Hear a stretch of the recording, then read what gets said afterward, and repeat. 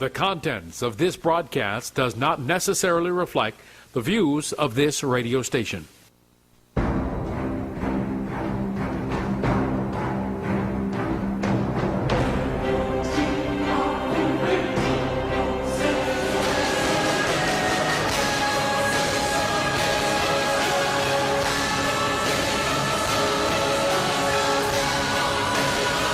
Good afternoon, ladies and gentlemen. You are listening to Thursday with Mwale Rahming. Today we will be talking nation building, talking about what we've done right, what we can do better, things that should be as they are and things that should be different, and how we can make this country a better place. I am fortunate to have as my guest today noted ophthalmologist and I guess nation builder, Dr. Jonathan Rogers. We're going to be talking in a few minutes.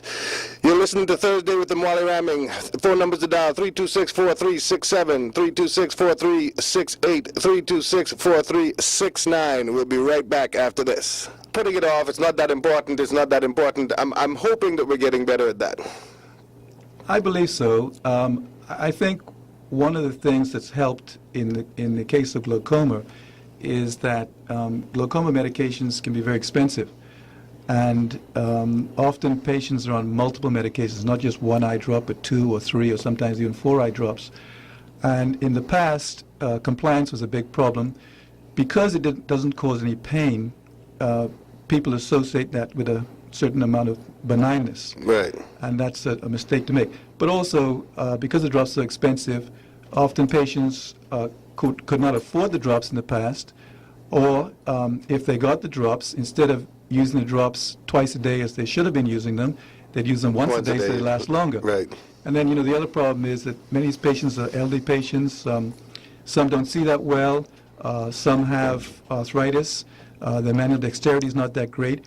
So when they put the drops in the eyes, they have a tremendous amount of trouble in achieving that task. Right. And they may not have anybody at home who can do it for them on a regular basis. So often half the drops would spill onto the face as opposed to going to the eye. And that becomes an expensive proposition. Exactly. So with the drug plan now, and I think that's been a very important development, that drug plan, because you see, I believe the old age payments from national insurance about $200 and change, right, a month? I think so, yeah. Yeah. Okay. Well, some of these drops cost $60, $70 a bottle. Yeah. And so if you've got a patient on 3 different drops, that's all their old age pension gone in one go. So the national insurance drug plan is a very good plan.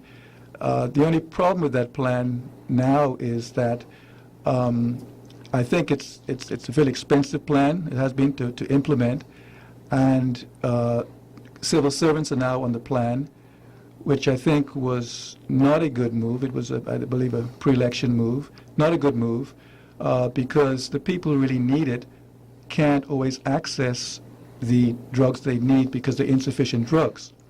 So I thought a lot about this, actually, and I think what needs to be done is as follows.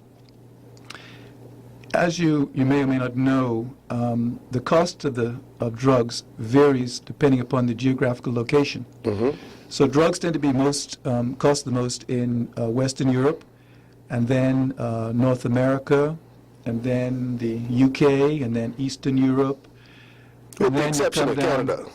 With the exception of Canada, yeah. Then you come down to the Caribbean, and then Africa, and then Asia. I was in, I'll give you an example, I was in India doing some work a couple of years ago, and one of the drops we use for, say, herpes infections in the eye, it can cost about $250 here in the Bahamas. Wow. And the same drop costs $15 in India.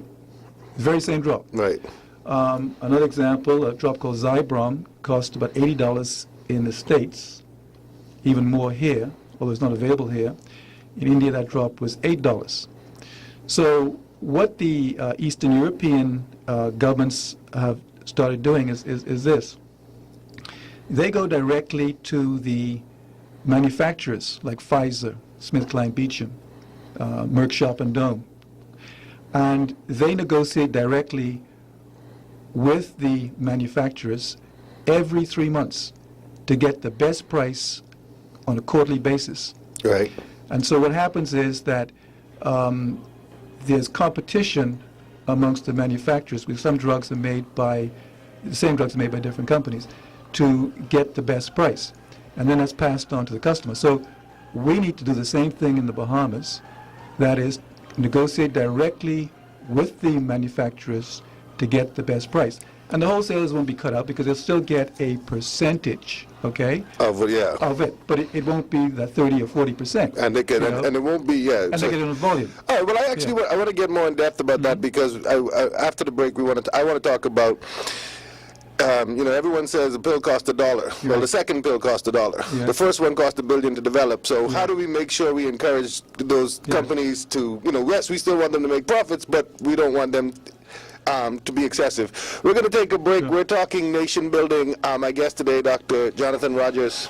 If you want to call in, 326-4367, 326-4368, or 326-4369. This is Thursday with Mwale Rahming.